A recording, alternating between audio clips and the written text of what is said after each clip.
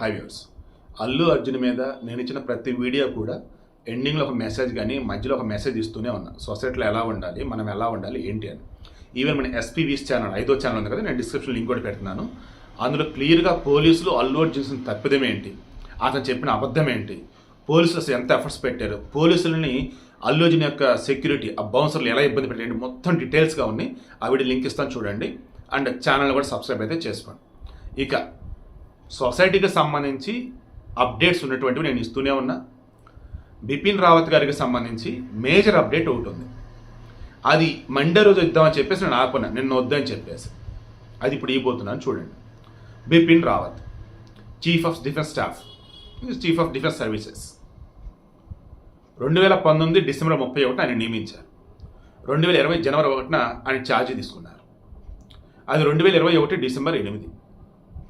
ఓవరాల్గా 2017 నుంచి 2022 మధ్య 13వ ప్లాన్ పీరియడ్ అన్నట్టుగా అంటే డిఫెన్స్ సంబంధించేసి ఆ 5 సంవత్సరాలకు గాను మొత్తం ఎన్ని ప్రమాదాలు జరిగి ఉన్నాయి ఈ రక్షణ శాఖలో అన్నప్పుడు మొత్తం 34 బయటకు వచ్చాయి. అందులో ఈ 2021-22 దానిలోనే 9 ఉన్నాయి. అందులో మన బిపిన్ రావత్ గారిది ఒకటి. అది 2021 డిసెంబర్ 8. ఈయన మన కోయంబత్తూర్ దగ్గర ఈ సూలూరు ఎయిర్ బేస్ స్టేషన్ నుంచి వెల్లింగ్టన్లో ఉన్నటువంటి పైన కొండల్లో ఉంటుంది, అది నీలగిరి కొండల్లో. సో అక్కడ ఉన్నటువంటి ఈ డిఫెన్స్ స్టాఫ్ కాలేజ్ ఏదైతే ఉందో అక్కడికి వెళ్ళాలి. ఇంకా 5 నిమిషాలు అయితే అక్కడ దిగుతారు వాళ్ళు. MI-17 నేను ఎండింగ్లో పెడతాను, లిస్ట్ పెడతాను చూడండి. మొత్తం 34 ప్రమాదాలు జరిగిన లిస్ట్ పెడతాను 2017 నుంచి 2022 మధ్య.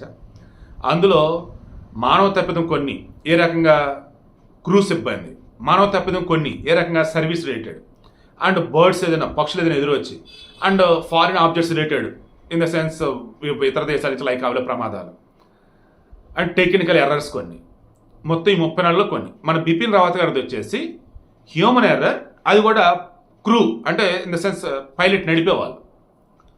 ఆ రోజు యాక్చువల్గా వాతావరణం సరిగా లేదు, ఏంటో వీళ్ళు బయలుదేరి బాగానే ఉంది. ఈ నీలగిరి కొండలు అన్నప్పుడు ఎత్తుగా ఉంటాయి అండ్ చల్లటి ప్రాంతాలు పడేవి. ఒక్కసారిగా మేఘాలు వచ్చేస్తున్నాయి అండ్ మొత్తం మసకబారండి, డిసెంబర్ కదా, మొత్తం చలి కదా, దాంతో మంచు. ఆ పైలట్ ఎవరైతే ఉన్నారో పాపం అంత ఎక్స్పర్ట్ కాదు, కరెక్ట్గా సిగ్నల్స్ కూడా చెప్పలేకపోవడం కావచ్చు, ట్రేస్ కూడా చేసి ఉన్నాడు. దానివల్ల ఏమైందంటే ఈ కాక్పిట్ వాయిస్ రికార్డర్ కానీ ఫ్లైట్ డేటాబేస్ మొత్తం చెక్ చేస్తే ఆ పైలట్ ఎవరైతే ఆ రోజు నడుపుతున్నాడు చాపర్, MI-17 నడుపుతున్నాడే, అతను ఆ చాపర్ని కింద దించుదామని అనుకున్నాడు. బట్ ఆ దించే మూమెంట్లో వెళ్ళి అక్కడ కొండను కొట్టేశాడు, దాంతో బ్లాస్ట్.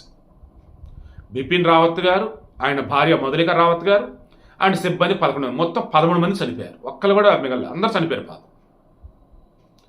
సో వీడియోలో నేను మెన్షన్ చేయదలుచుకుంది ఏంటంటే, ఇప్పటికీ మన ఆర్మీ వాళ్ళ దగ్గర డిఫెన్స్ రిలేటెడ్కి సంబంధించి కొన్ని ఎక్విప్మెంట్ కావచ్చు, కొన్ని పరికరాలు కావచ్చు, విమానాలు కానీ చాపర్లు కానీ ఏవైతే ఉన్నాయో అవి కొన్ని పాతకాలమే ఉన్నాయి, కొన్ని వచ్చేసి అప్గ్రేడ్ అవ్వాలా, ఇంకొన్ని సర్వీసెస్ అలాగే నడిపిస్తున్నారు. వీటి వల్ల కొన్ని ప్రమాదాలు.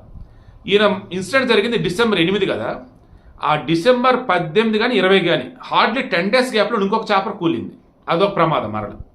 సేమ్ ఇదే MI. ఇప్పుడు ఈ ప్లేస్లో మళ్ళీ మార్చామని అంటున్నారు. సో ఇప్పటికైనా మన ప్రభుత్వం డిఫెన్స్ మీద ఎక్కువ డబ్బు ఖర్చు పెడతాం సంతోషమే, కానీ చాలా చోట్ల అని అనను కానీ కొన్ని చోట్ల ప్రమాదాలు జరుగుతున్నాయి.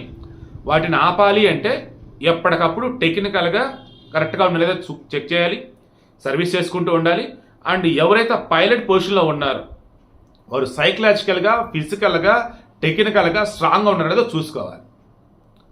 చీఫ్ ఆఫ్ డిఫెన్స్ స్టాఫ్ అన్యాయంగా బిపిన్ రావత్ గారు చనిపోయింది ఎలా ఏంటంటే ఓ చిన్న మానవ తప్పిదం. ఆ పైలట్ అన్నవాడు అంత సుశిక్షితుడు కాదు, పాపం కిందకి దించుదామని అనుకొని ఆ కూనూరు అడవులలో వెళ్ళి కొండను కొట్టేశాడు. దానివల్ల ఈ ప్రమాదం.